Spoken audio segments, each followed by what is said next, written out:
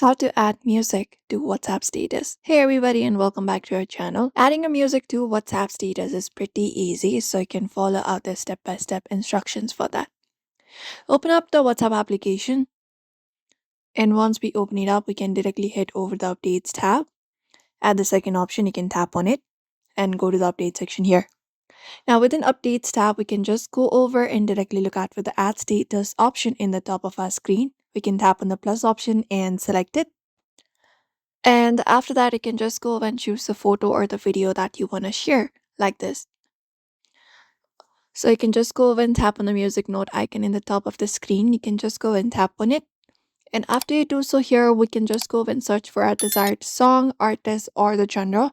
So you can just go over and look out for the song that you would like to add. For example, let's say this. After that, you can just go and tap on the arrow icon and you can play the song. You can use the slider to select a specific 15-second part of the song. You can just go ahead and do so.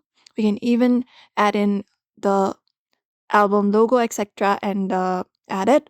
After that is done, you can tap on the done option at the top, like this, and place it. You can customize a sticker as well. And once you're okay with it, you can tap on the screen send button and then go ahead and update your status that way.